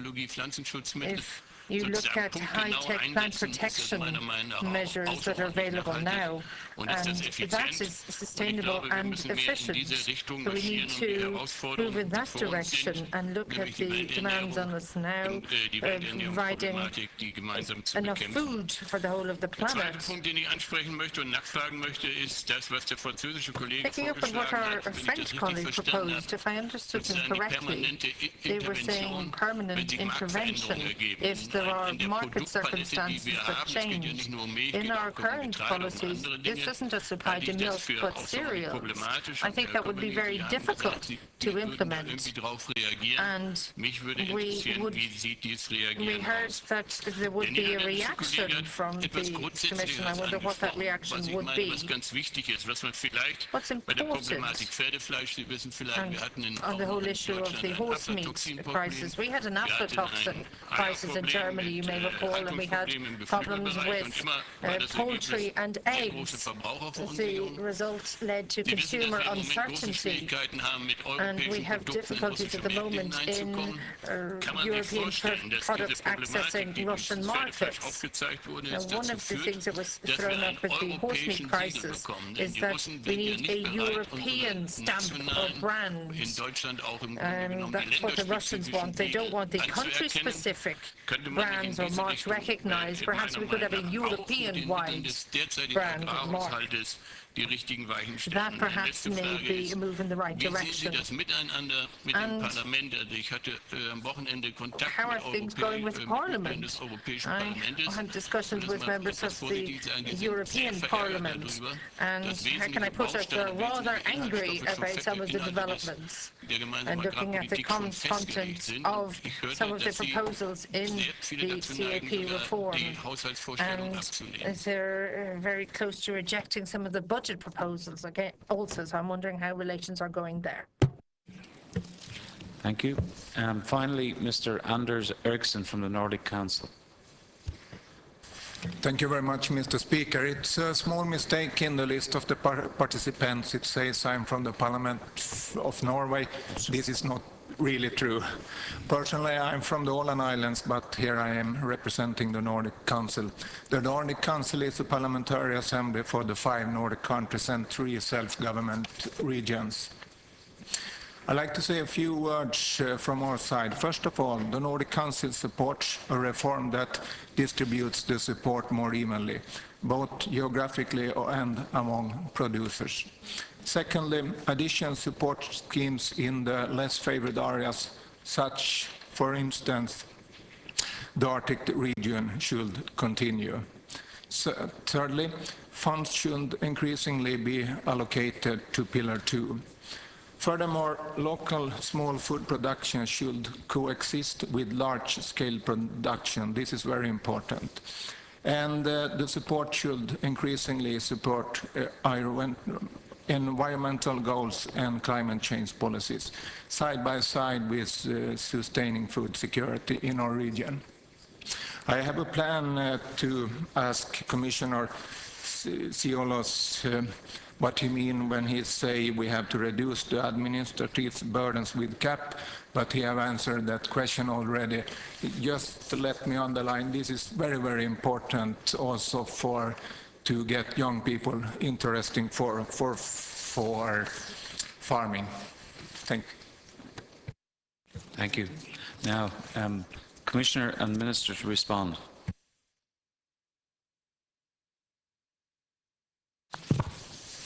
Oui, donc l'Autriche, j'ai deux questions sur le verdissement et mesures agri-environnementales.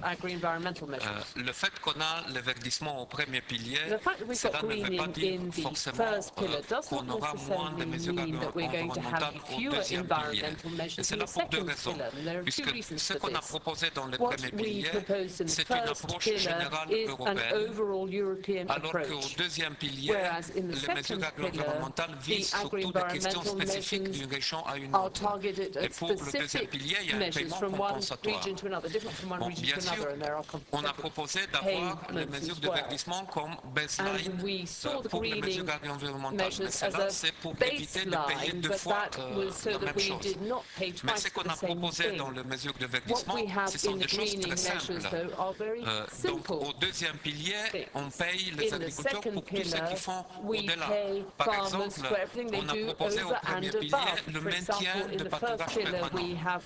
Mais pour tout ce que l'agriculture fait en plus de maintien, sur la manière dont il conduit le pâturage permanent, cela peut être financé au deuxième pilier dans les mesures environnementales. Donc je ne pense pas qu'il y aurait des risques pour les États membres qui le souhaitent de faire moins au deuxième pilier. Je comprends aussi que l'Autriche souhaite pouvoir payer plus dans le programme agri-environnemental. Là, pour certaines mesures, cela est possible. La seule chose qu'on veut éviter, c'est de ne pas avoir une concurrence déloyale entre les États membres, parce qu'il y a des États membres qui peuvent se permettre de payer plus, d'autres qui n'ont pas ces ressources.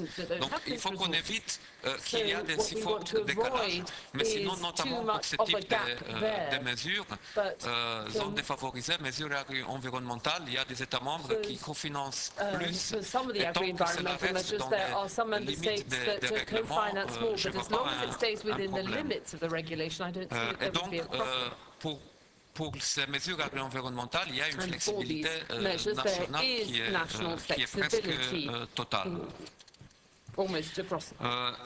La Belgique sur la partie non utilisée du budget. On est en train de travailler avec les conseils maintenant, on verra l'opinion du Parlement, mais nous à la Commission, on voit une possibilité pour éviter à ce qu'il y ait au premier pilier des montants non utilisés. C'est un peu technique ce que je vais vous expliquer, mais je vous le dis quand même, et sans doute vos ministres vont vous expliquer ça plus en détail.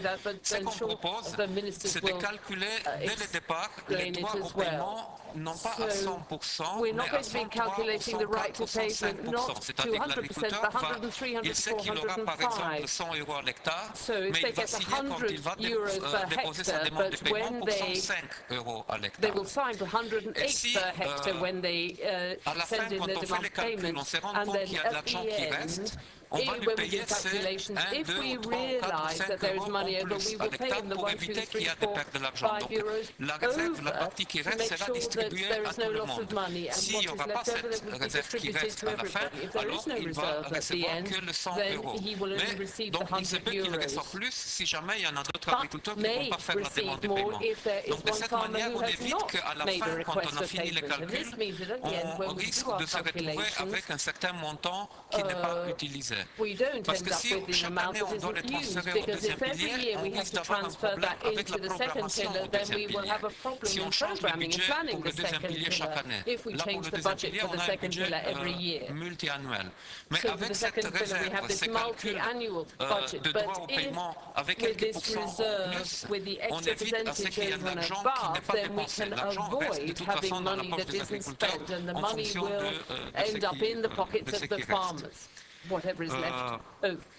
Bon, sur les pertes pour les agriculteurs belges, il y a des pertes aussi pour d'autres types pour d'autres États membres, mais le processus de convergence est un processus auquel tous les pays doivent pouvoir contribuer.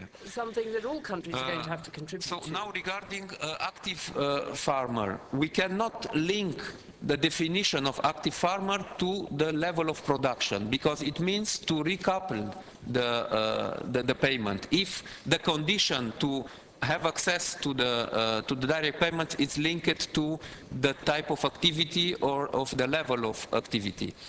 But here also we will propose at European level some elements of definition, and then from the Commission I am ready to give to the Member States some flexibility to add some elements in the definition of active farmer, but of course taking into account the limitation that we have with our commitment to WTO regarding the decoupling of payment. But you can find other elements in order to target the payments only to the farmers who are in activity.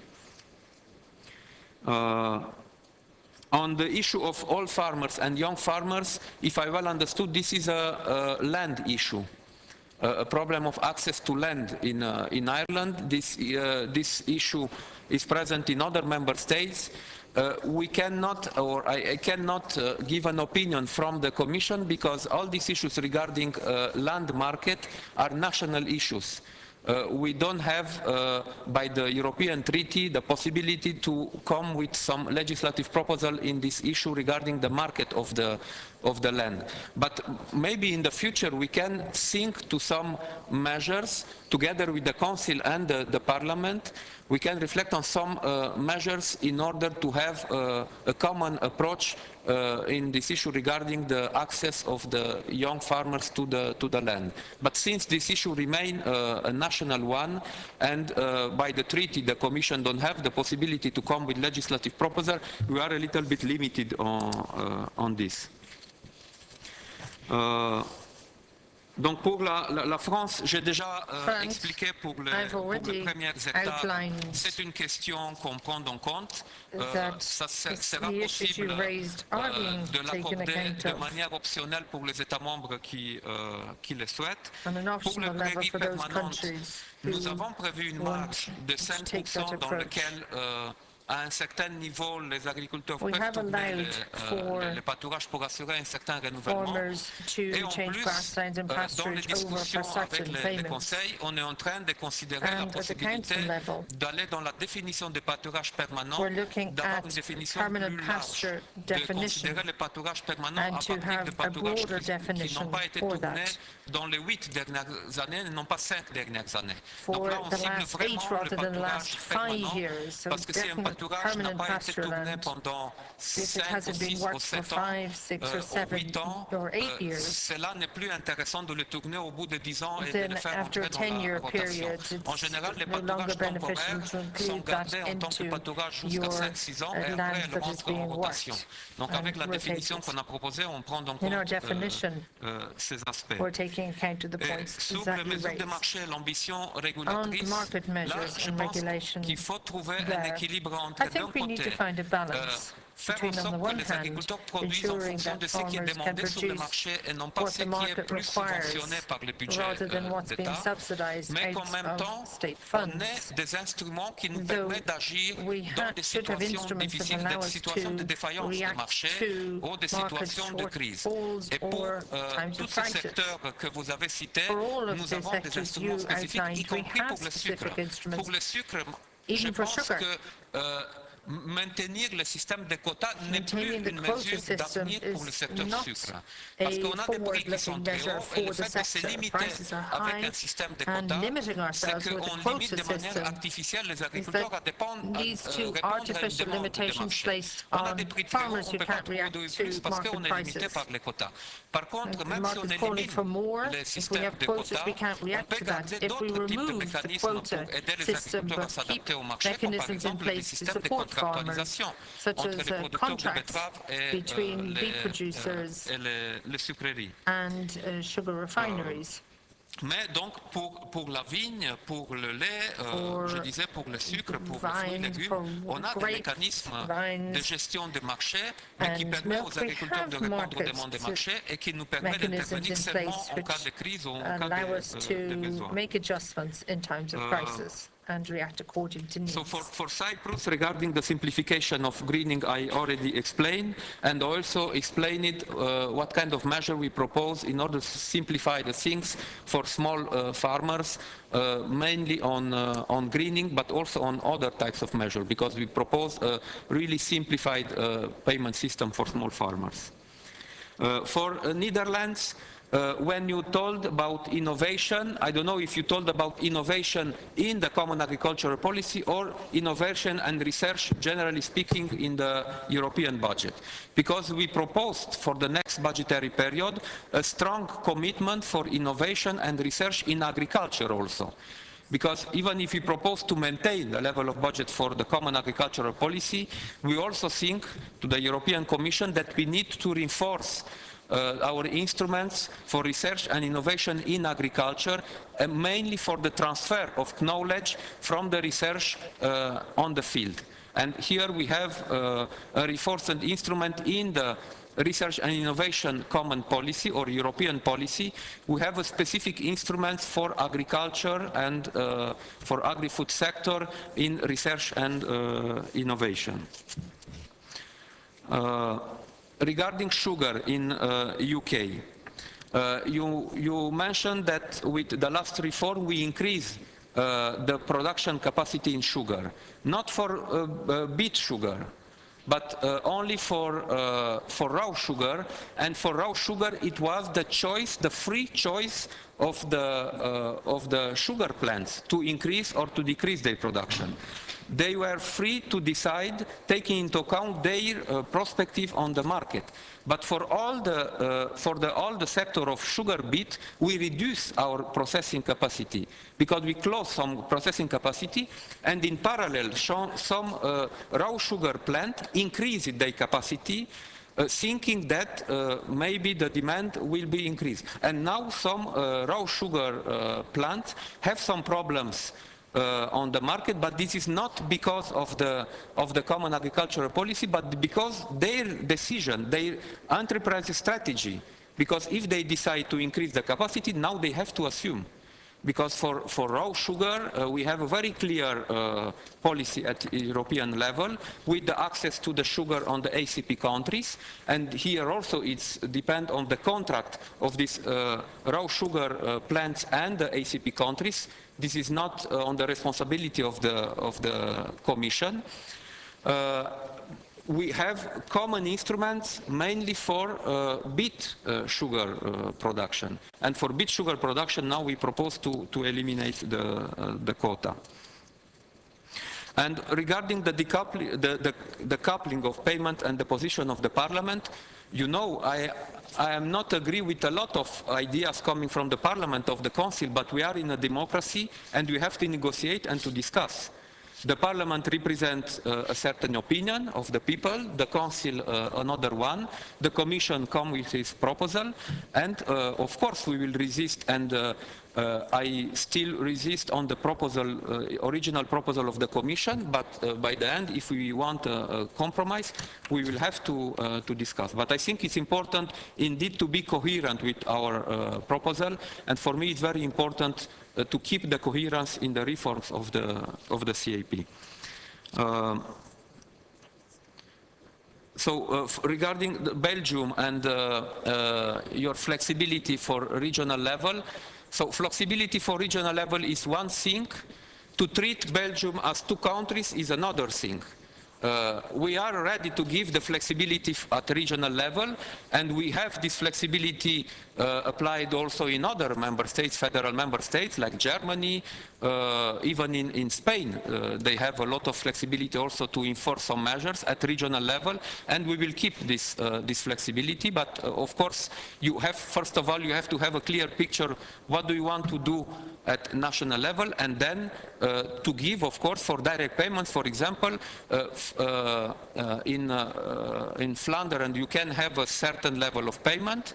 In Wallonie, another one. For rural development, you can have 2 rural development programs. So yes, we intend to keep these possibilities. Yeah, for Germany, I think Simon will answer to these issues of sanitary issues and scandals. But here, I think we have to clearly separate issues regarding the market confidence and the frauds, and sanitary issues and problem of risk for the safety for the consumer.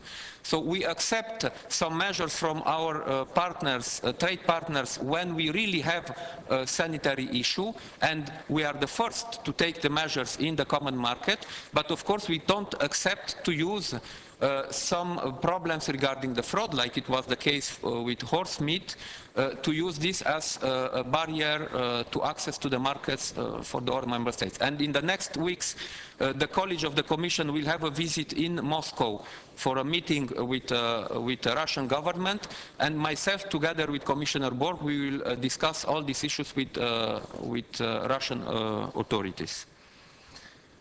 So I think I answered to the Nordic Council regarding the reduction of administrative burden. I already explained that we propose this in the first pillar with the simplification of cross-compliance with some simple greening measures, but also in the second pillar. And here I also want to underline that in the second pillar, in rural development programs, we have a lot of room of maneuver for simplification of procedure. And to the Commission, when we will approve the new rural development program, we will be very attentive with this issue of simplification, because a lot of complexity in the second pillar came from national or regional administrations. And we will be very attentive to approve simple and clear rural development program also. Thank you. Thank you, Commissioner. Now, Minister. Yeah, no, look, I know that we're somewhat tight for time now, so I'll try and be as brief as I can, which is unusual for me. First of all, just let me just pick some of the themes, because I think the Commissioner has dealt with most of the detail. The relationship between the Parliament and the Council of Ministers is a good one. It's workmanlike, it's professional.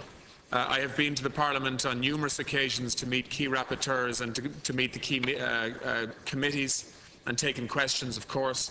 But yes, we will always have a difference of view on some issues. And that's the way it should be. Otherwise, you wouldn't need a co-decision process. But we have, I think, a common determination now to try and get this job done by the middle of the year. And I think the Commission shares that view. And we will all have to compromise somewhat, and hopefully we will work towards a conclusion that everybody can live with and support. But yeah, the approval of the budget, the 7-year budget, the MFF, is going to be required at a European Parliament level at some stage in the next couple of months also. just on, on the suggestion that we should look for an EU brand for food in the European Union, I'm not sure that's what consumers want. I certainly think we need to enforce and guarantee a common EU standard in relation to how food is produced, the safety systems under which it is produced and how it's transported and so on, and everything around animal husbandry and cross-compliance and sustainability and so on. But I do think that consumers in the European Union want to know where their food comes from within the European Union as well. And I think that that shouldn't be forgotten, particularly in the context of what we've seen in recent weeks with the horse meat controversy. And on the horse meat controversy, the question as to who should pay for new requirements if they are to be introduced. Well, industry should pay.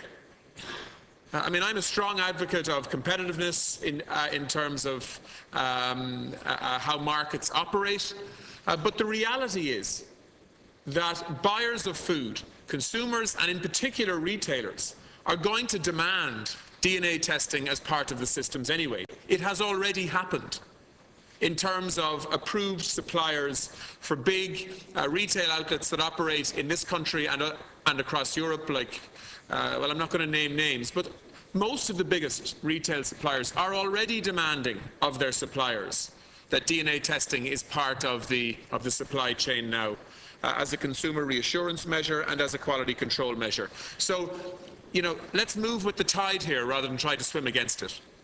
But clearly the industry will have to pay for that. And in the meantime, the European testing measures that are happening over the next couple of months are actually being primarily financed through the European Commission collectively. It's 75% co-financed. But that's just the initial response that's required. In my view, if we don't respond and learn lessons from what has happened, it'll be a much more expensive response that will be required in time.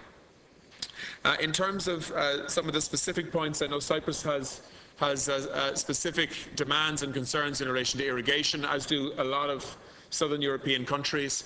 And we have already put a compromise together for the Council that I think will be acceptable in that area, following a lot of discussion with both the Commission and with other Council members. In terms of greening measures and points that René raised in relation to the need to facilitate the use of crops that are actually good for land but can also be productive in ecological focus areas like fodder crops, for example, and other root crops, I think the Commissioner has addressed